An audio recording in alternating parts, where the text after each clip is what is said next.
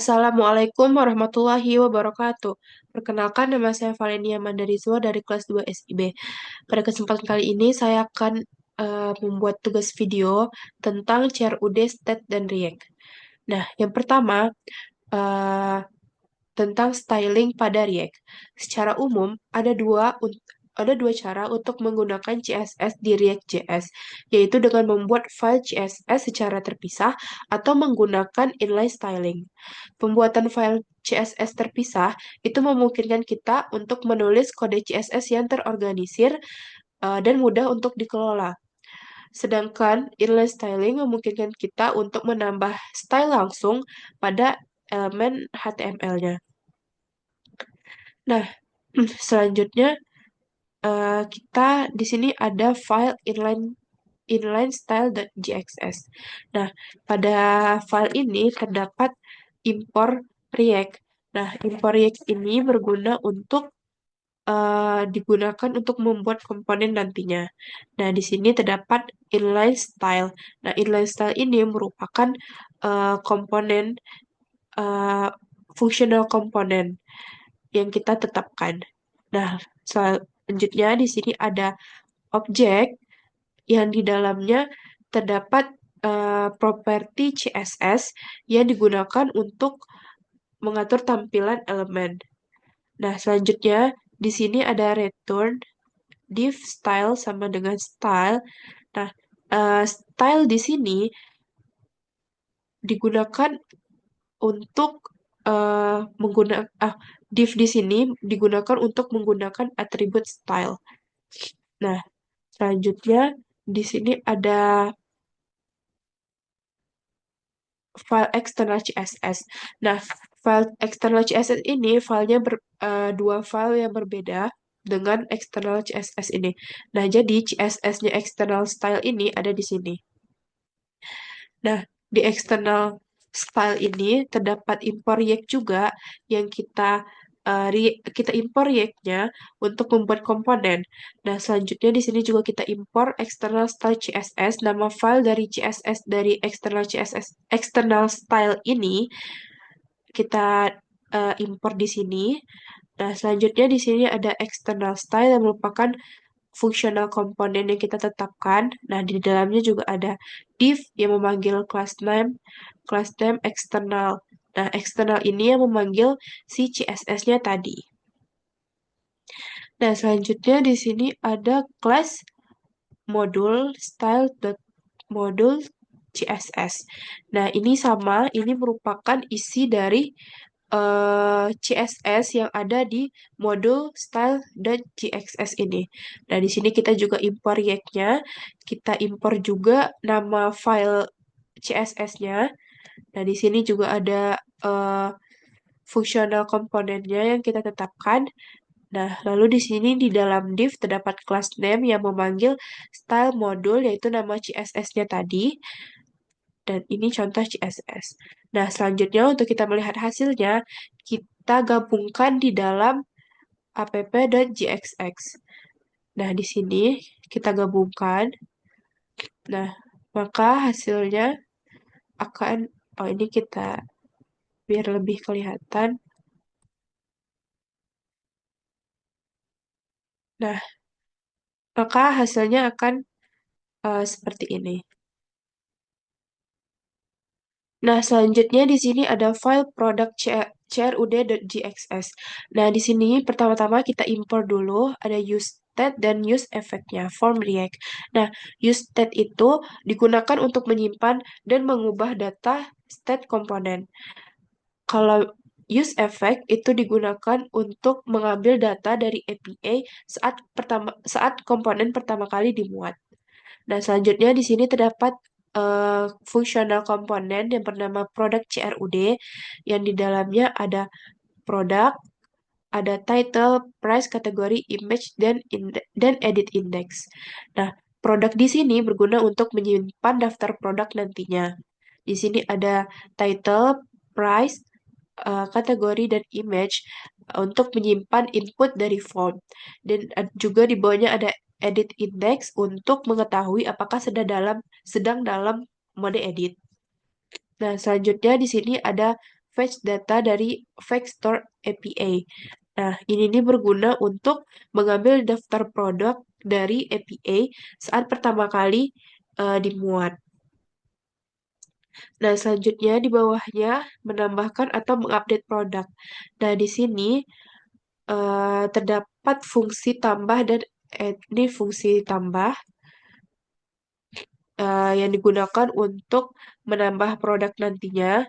Di sini dengan fungsional komponen new product.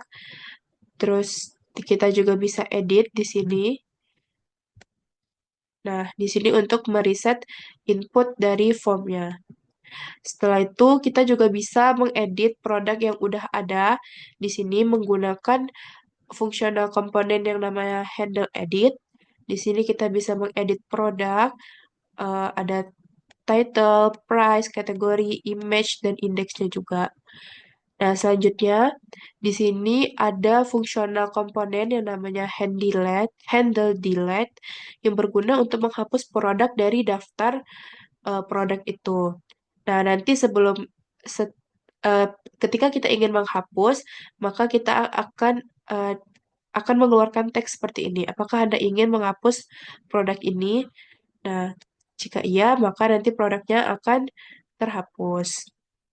Nah, selanjutnya, eh, oh ya, file ini merupakan contoh file yang CSS-nya itu digabung dalam satu file, nggak dipisah seperti eksternal ini tadi. Nah, dalam satu file ini CSS-nya ada di sini.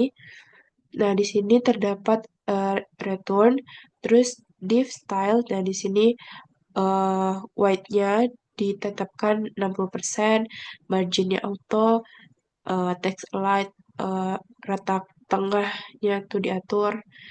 Nah, selanjutnya di sini ada H2 manajemen produk. Ini merupakan untuk menampilkan judul halamannya. Nah, selanjutnya ada div style. Di sini div ini untuk membungkus from input dengan paddingnya ada 12, bordernya 1 px solid CCC, border radius ada 5 px, margin button 12 px. Nah, ini ada input, ada teks, number, teks. Itu tuh merupakan untuk menginputkan formnya nanti sesuai dengan ini. Ini ada nama produk, harga produk, kategori, terus ada URL gambar. Nah, seperti itu. Nah, selanjutnya di bawahnya juga ada handle add. Handle add itu berguna untuk nanti dia menambahkan eh, produk baru. Bisa menambahkan produk baru dan produk pokoknya. Nah, selanjutnya di sini ada eh, handle add. Nah, di sini ada ini ada on click. Tombol ini memiliki fungsi untuk memanggil handle add ini dengan on click tadi. Saat tombolnya ditekan, maka fungsi ini akan menangani logika untuk menambah atau memperbarui produk. Nah, selanjutnya di sini ada style, white, background, color, padding, border, dan kursor. Nah, di situ terdapat indeks edit index. Nah, itu jika edit indeksnya itu tidak nol atau artinya itu sedang dalam mode edit, maka warna tombolnya akan berubah menjadi warna orange dan dia itu menandakan dia sedang update produk.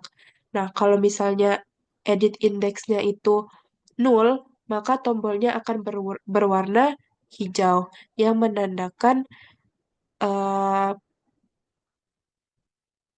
dia tuh sedang tambah produk. Nah, selanjutnya di sini menampilkan daftar produk. Nah, di sini ada product.map. Nah, ini merupakan iterasi produk. Di sini produk merupakan array yang berguna untuk menyimpan daftar produk. Di sini ada .map eh, product index, yaitu digunakan untuk mengulangi atau untuk looping di setiap produk dalam daftar dan menampilkan dalam sebuah eh, kartu produknya. Nah, di sini juga ada indeks kan. Indeksnya ini digunakan sebagai kunci eh, untuk setiap elemen yang di render. Nah, selanjutnya ada di sini terdapat struktur di sini. Div ini terdapat struktur tampilan produk. Nah, setiap tampilan produk ditampilkan itu kan menggunakan div yang memiliki border, padding, dan border radius supaya tampilannya tuh rapi dan berbentuk kotak. Nah, selanjutnya di sini eh, ada untuk menampilkan daftar menampilkan detail produk. Nah, di sini ada H3 product title itu ada untuk judul produknya nanti. Di sini ada product price itu untuk menampilkan harga dari produknya. Di sini ada produk image itu untuk menampilkan gambarnya dengan ada width, height, dan object fit. Nah, di sini ada button, di bawahnya nanti akan ada button handle edit yang bisa digunakan untuk mengedit produk itu. Nah, selanjutnya di sini di bawahnya akan ada button delete yang digunakan untuk menghapus produk produk tersebut. Nah, untuk kita menampilkan halaman ini, maka kita harus menggabungkannya di app GXS,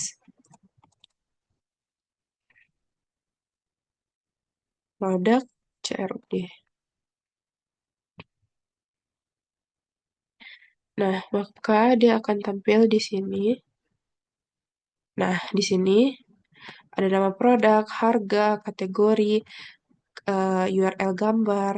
Di sini ada gambar produknya dan ada button edit, hapus. Nah, seperti itu. Mungkin sekian hanya hanya ini yang dapat saya sampaikan. Mohon maaf atas segala kekurangan. Assalamualaikum warahmatullahi wabarakatuh.